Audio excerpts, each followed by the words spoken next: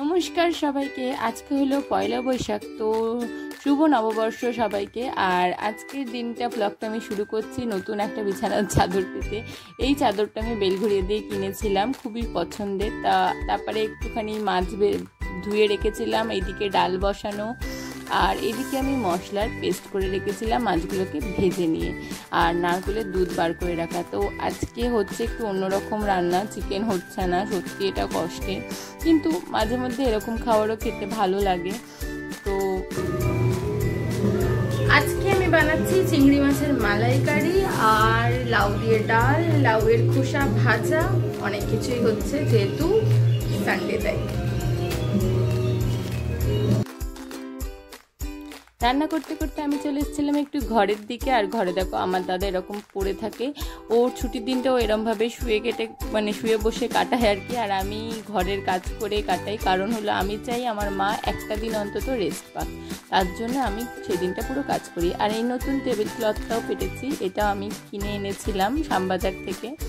তারপরে আমি চলে এসেছিলাম রান্নার দিকে। আমি বানাচ্ছিলাম চিংড়ি মাছের মালাইকারি। তো তোমরা যদি চাও চিংড়ি মাছের মালাইকারির পুরো ভিডিও আমি তোমাদের সাথে শেয়ার করব, যদি তোমরা চাও আমাকে কমেন্টসে জানিও। রান্না করে আমি চলে গেছিলাম স্নান করতে, আর গরমের দিনে ভালোভাবে স্নান করে কি ভালো লাগছিলো। তারপরে খেতে চলে এসেছিলাম। ওই লাউয়ের যে খোসাটা সেটাকেও আমরা ভেজে নিয়েছিলাম, এটাও আমি খেতে খুব ভালোবাসি। তারপর লাউ দিয়ে ডাল আর আলুর চিপস ছিল, এটাও লাউটা পেট ঠান্ডা করে খুব, তার জন্যই আরও খাওয়া। আর চিংড়ি মাছের মালাইকারিটা, অত বড় বড় চিংড়িগুলো ভাজার পর ইটু হয়ে গেছিলো। খাওয়া কমপ্লিট করে আমি একটুখানি ট্যান প্যাক মেখে নিয়েছিলাম, আর ট্যানটা ভালোই ক্লিন হয়েছে, কিন্তু কোনো ফিল্টার ছাড়া আমি দেখাচ্ছি। তারপরে আমি একটুখানি নিয়ে নিয়েছিলাম শসা আর দই। এটা খেলে ওজন কমে বলে নাকি, কিন্তু আমার খেতে ভালো লাগে তাই খাই। বিকেলবেলা রেডি হয়ে বেরিয়ে পড়েছিলাম, যেহেতু পয়লা বৈশাখ আর সানডে দুটো দিনই একসাথে পড়েছে। তো আমি আর অভি একটুখানি ঘুরতে বেরিয়েছিলাম, খেয়ে দিয়ে একটু ঘুমাইনি, দুপুর বেরিয়ে পড়েছিলাম। আমার কত এনার্জি আমি মাঝে মধ্যে নিজেই ভাবি। তো তারপরে এই কাণ্ডটা দেখো, লোকটা সাইকেল চালাচ্ছিল না, এরকম বাসটাকে ধরে যাচ্ছিল, আমি দেখে এত হাসছিলাম। তারপরে তো বাসের আগে সে চলে গেল। আর চলে এসেছিলাম বাবুঘাটের কাছে।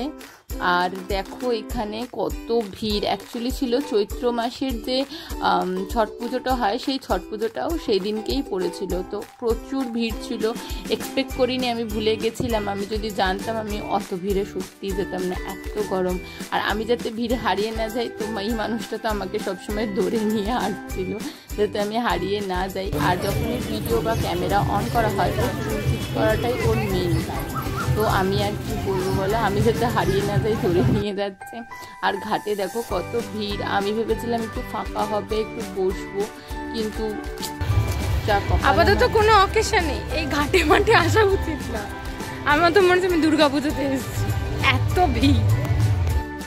আমার তো মনে হচ্ছিল সেই দিনটা যাওয়াটাই ভুল, সরস্বতী পুজো মনে হচ্ছিল। আর একে দেখো ওর উপরে উঠে ভিডিও করছে না ফটো তুলছিল, কে জানে, আমি যেহেতু ক্লিক নিতে গেছি নেমে গেছে, বুঝতে পেরে গেছে বোধহয়, তার জন্য এতটাই ভিড় ছিল। দেখো পুরো সরস্বতী পুজো মনে হচ্ছে। কিন্তু তারপরে এত গরম করছিল, আমি আর রবি চলে এসেছিলাম। আইসক্রিমের একটা স্টল ছিল একদম এই প্রিন্সেপ ঘাট যে মেন গেটটার বাইরেটাতেই ছিল। তো গরমে আমি আর রবি নিয়ে নিলাম দুটো চকোবার। আমি তো ভিডিও করছি,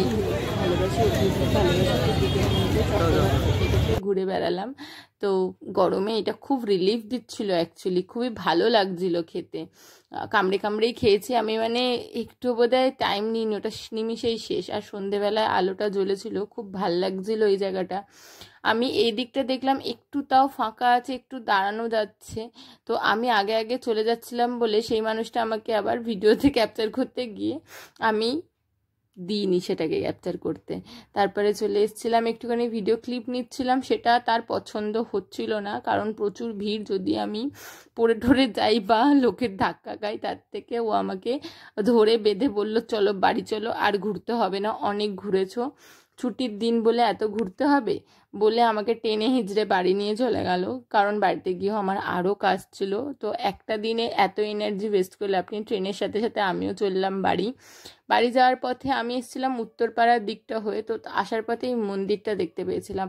এই মন্দিরটা এতটাই আমার ভালো লেগেছে, তো আমি ওখানে দাঁড়িয়ে পড়েছি। দাঁড়িয়ে বললাম যে একটুখানি আমি নমস্কার করে যাই। মন্দিরটা সত্যি তোমরা দেখো, অনেকেরাই দেখেছিলাম এই মন্দিরটার মানে রিলস বানিয়েছিল ইউটিউবে বা ফেসবুকেও আমি দেখেছিলাম। তো আমি আর অভি বলছিলাম এই মন্দিরটা আমি মানে রিলসেই দেখেছি, তো আমি এখন সামনে দিয়ে দেখলাম, বেশ ভালো লাগলো। আমি ওকে থ্যাংক ইউ বললাম, এতটাই ভালোভাবে নিয়ে এসেছিলো। তো ভেতরটায় গিয়ে ভাবলাম ভিডিও করি, তোমাদের সাথে শেয়ার করবো, কিন্তু করতে দেয়নি, আলটিমেট ফোন অ্যালাউ ছিল না। তারপরে দাঁড়িয়ে পড়েছিলাম একটুখানি জল খেতে, কারণ খুব গলার পিপাসা পেয়ে গেছিলো, এতটাই জলের পিপাসা, খিদেও পেয়েছিল। তারপরে এই যে স্টোরটা আমি দেখিয়েছিলাম তোমাদেরকে, আমার আগের ব্লগেও ছিল, এইখানে সব থেকে কম দামে ফ্রাইড চিকেন পাওয়া যায়। তো নিয়ে নিয়েছিলাম চিকেন পপকর্ন আর ক্রিপসি চিকেন। খেয়ে বাড়ি এসে আবার মায়ের সাথে বেরিয়েছিলাম, তাহলে ভাবো আমার এনার্জিটা কত। চেঞ্জ করে নিয়েছিলাম কারণ যাচ্ছিলাম মায়ের সাথে, তো আমি গেছিলাম হালখাতা করতে, আমি আর মা। তো হালখাতা করার পরে আমাদের দিয়ে দিয়েছিল আইসক্রিম, আমি আর মা আইসক্রিম খেতে খেতে বাড়ি চলে এলাম। বাড়ি এসে দেখলাম ব্যাগের মধ্যে কি দিয়েছিল, আমরা দিয়েছিলাম 800 টাকা, তো আমাদের দিয়েছিল একটা ক্যালেন্ডার, এই ব্যাগ আর একটা সোনপাপড়ি। আর সোনপাপড়িটা তো আমি ভালোবাসি প্রভুজির, তাও কিন্তু তারপরে যেটা দিয়েছিল সেটা হলো 800 টাকার মধ্যে এই জিএস এর মঙ্গলসূত্রটা। এটা নিয়ে আমি কি করব, আমার মায়েরও লাগবে না, আমারও লাগবে না। ফাইনালি আমি বাড়ি চলে এসেছি। আজকে সারাদিনটা আমি খুব ভালোভাবে কাটিয়েছি। যদি তোমাদের ভালো লাগে আজকের ব্লগটা, প্লিজ লাইক অ্যান্ড সাবস্ক্রাইব করো চ্যানেলটাকে, আর যদি ভালো লাগে একটা কমেন্ট প্লিজ দিও, ঠিক আছে? দেখা হচ্ছে আবার নেক্সট ডে অফ ভিডিওতে। টাটা।